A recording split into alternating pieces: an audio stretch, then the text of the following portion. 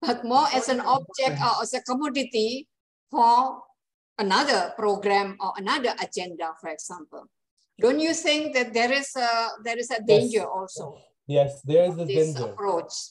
But this is absolutely right, because then it will be like, this is our global agenda. We need architecture to be like that for that. But this is the beauty of it, that it will always have this tension. That's why you will have some activists who will say, it is about the architecture now, it is about people living now, I don't care about the agenda. And then you'll have someone who will pull it in the other way and say, no, it is about sharing and learning from each other. And so, of course, you need to negotiate this two opposing tension all the time, because you'll never resolve it. And the idea is that not to resolve it, because not to attempt to resolve it, because both are equally important. It's like having parents. It's like, do you love your mom or dad? Yes, you love both. You don't want to resolve that tension. It is very much, how do you resolve the tension between the global and the local? How do you resolve the tension between taking care, but not being taken for granted? How do you resolve the tension from the masculine and the feminine? How do you resolve the tension? It's always this polarity of the world. That's not going to go away. But it's how you negotiate on an everyday basis, based on care, based on kindness, based on love for each other.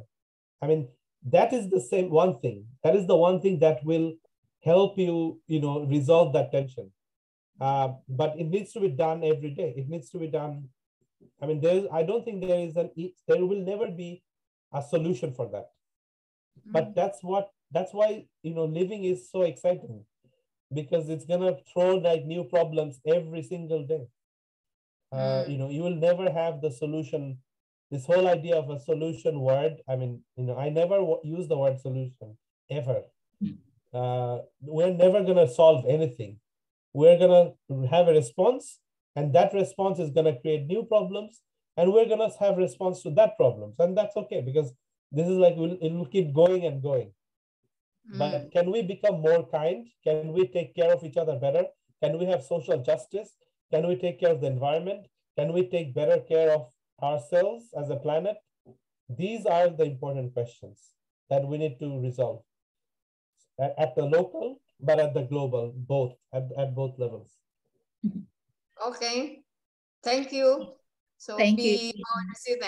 Be courageous. Yes, of course. For continuing your fight. Yeah. Thank you. Of course. Yeah, thank you, Buhima.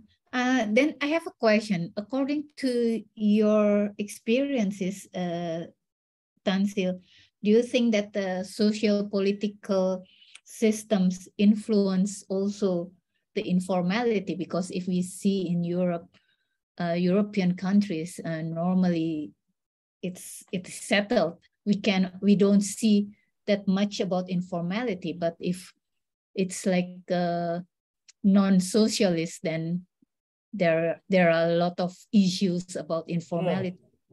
But I mean, in Melbourne, we had this, we ran an urban planning studio 2 times, which was about urban informality in global north.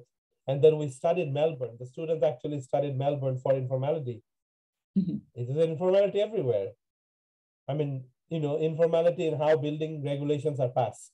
Informality, I mean, there are some obvious ones, that there are old Vietnamese women who sell on the streets. So there is this Vietnamese street vendors in Melbourne. That's very obvious. But there are, hidden informalities, like, Chinese students working without paperwork and working like as an informal labor in Chinese restaurants. So I don't think that there are cities without informality, because every time anyone creates a formal system, people will find a way to be outside of that. So every time you create formality, you are producing informality at the same time. You are creating the potential for it. So of course, there is informality in all cities at a very different level, and very different level of visibility. Because you may go to Melbourne and say, oh, everything is beautiful, everything is planned. Why can't we plan like this? And you may say that it's because of the socio-political condition, the economy. But I mean, I highly doubt that, of course, there is no city without informality, because that's what makes cities interesting. That's what makes cities spontaneous. That's what makes cities a city. That there is this constant tension between formal systems and informal systems. I don't know if that answers your question, but of course, in the in the informal settlement, it is. I mean, no matter what you are looking at, human systems will always be socio-political. I mean, whether you can see it very clearly. So the national election, you think it's socio-political, but the vendor, you don't see it as socio-political. But all of these have socio-political sort of forces operating. But it's just, again, a question of different levels of visibility, if I can put it that way. Yeah. Yeah, but what I meant is in architecture, related to architecture. Yeah, of course. Yeah, I do agree with you. Thank you. And there is also comment from Putri. I think there's a question from Ahmad. Oh yes, I think it is imperative to be able to conversate, see bell hooks. It's not so much about finding a silver bullet, indeed. And most of the literatures on urbanism in Global South is written as edited books. The contingency of the methods then become what shapes the solutions, or rather the solutions in plural. Yeah, of course. Yeah. Okay. And Ahmad Saiful, would you like to ask your questions directly? Okay. Then he asked about why we always think informal urbanism is a problem, not a solution. You can, Ahmad Saiful, you can ask Putri for that, because she's answering it. Yeah. I mean, I'm really glad that you asked this question, because then I can talk about our colonial mind frame. Because that's why it's so important to talk about decoloniality, of decolonizing our minds. Because a lot of the times, what's a problem and what is not a problem, this is often framed in a colonial discourse. So for example, when the British came and then they colonized Bangladesh, and some things were said that it was problematic. Why? Because they said, okay, all this local poor, all these farmers, they don't pay anything to the British tax system. That's a problem. So, we need to get into them. These farmers were a collective. They were paying local tax to their local, system. They're not paying anything to the central system. But the British said that's a problem. My point is, this idea that informality is a problem, who is teaching us that? Is it World Bank? Is it World Bank coming and doing a conference in 1975 for the first time and saying, you have such a big problem. You look, your cities are so informal. And then everyone in the audience is like, you're right. Our cities are informal. It's a problem. Now, well, no one said that to Venice. You go to Venice, Venice is produced informally. No one came and planned Venice like this street is. You go and look at all these older European cities that people now go to see. No one said that informality was a problem. So are you getting my point? It's certain ways that certain discourses are planned and then they are operationalized. And then we absorb it. And then we think that that's the only way to think about the world. So I'm not interested in the informal as a problem or the solution. I'm not interested in thinking of things as problem versus solution in the first place. These are responses. And I think Putri said exactly. It's a coping mechanism in the sense that it's a response by the people. You bring these people to the city. They don't have a livelihood in the village. They come to the city. You can't give them housing. What are they going to do? They'll find a spot by the canal, in Jakarta. They will build their house by the canal and, they'll start living. Now, if that's a solution or problem, maybe there are other ways to talk about it. That's why it's so important to develop new language, because that's the power of language. Because every time that you think that the IMF comes and the World Bank comes and this international multilaterals come and then they do a conference, this is absolutely political, because this is a political of the everyday, where they're teaching you new language with which to see your own city. And you're absorbing that language because that's, for me, this is the continuation of a colonial legacy. That's so we need to have this decolonial attitude. We need to question all the words that we take for granted, So for example, environment. If I go to a village in Bangladesh and if I ask them, can you show me where nature is and where environment is? They'll be like, what do you mean? The environment, nature. But if you go to, let's say a very Western centric understanding, they will say, this is architecture, this is the city, and nature is outside the city. There are nature reserves. Are you getting my point? They are teaching us to think of nature as a binary to the city, but in our ontology, in let's say in a rural Bangladeshi ontology, nature is one and all. The architecture is part of nature. They don't see architecture as an opposite to nature. And that's why language is very important. And that's why the idea that there are only Global South edited books, it only shows that we don't have the strength to speak with a new language, because no one reads edited books. Edited books are the easiest thing to produce, but they're not the ones that develop a new language. So for example, you see the work by Abdul Malik Simon.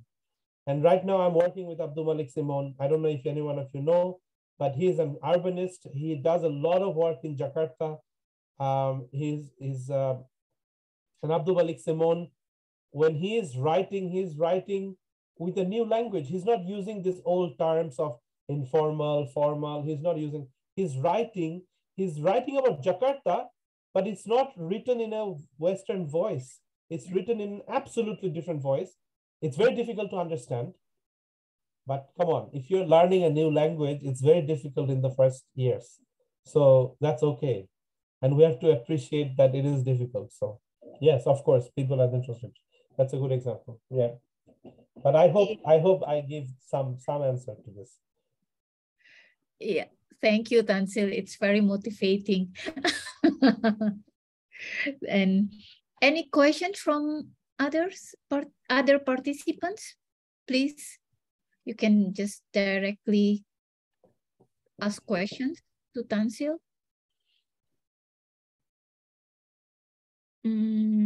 Yeah, there are Putri also show us some books. Thank you for your participants. And no questions? Okay, Tanzil, before we closed our session, our event actually, would you like to say something as a closing? We can.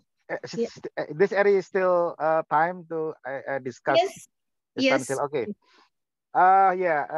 Yes. Following with Bu Hima question about what the one concept that can, in my turn, is stabilize the different of desire in specific in the other many local.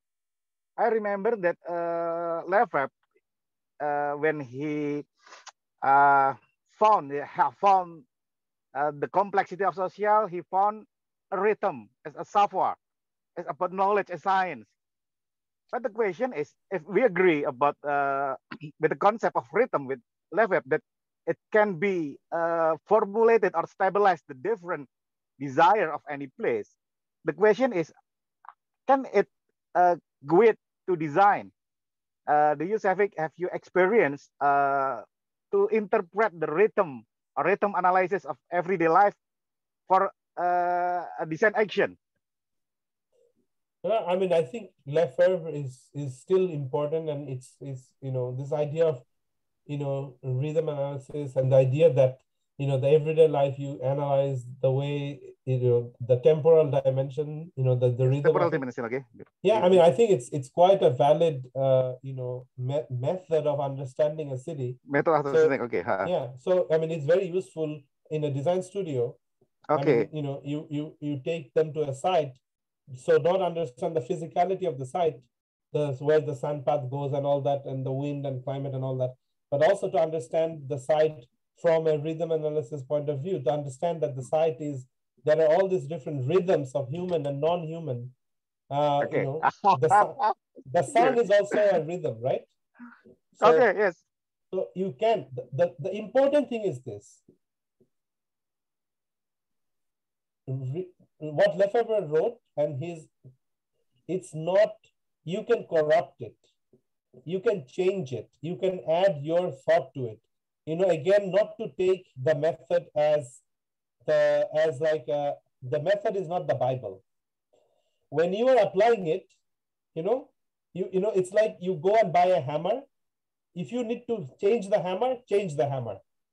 Because you'll see that a lot of workmen, that they do that. They buy a hammer from the shop, then they put like a cloth, or they tie something, they change it, they adapt it. That's what we need to do with this Western concepts as well. So rhythm analysis is written in the 1960s, 70s, you know, Paris by Lefebvre. But when you are applying it to, you know, in Bandung, maybe you need to change some of it. Okay. You know, so you need to have that courage to say that Lefebvre didn't understand this part totally, so I'm going to change his method a bit, and that's okay. That's all I'm saying, that, you know, the method is not the Bible. The method is not the God. So, but it's very useful. Absolutely. Yeah. Okay. Thank you. Mm-hmm. Thank you.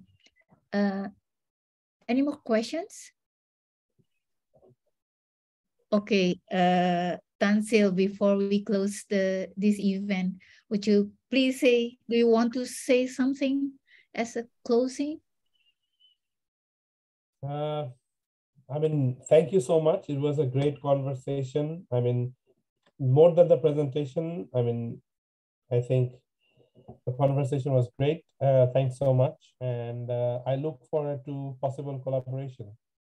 Yeah, yeah. Thank you, Tanzil. It's very nice to have you here. And one that is important, I think all architects should be the agent of change. So please keep in mind to you all. Thank you for coming. And we will finish our session today. See you at Thank you, Architect 9. Thank you, Tanzil.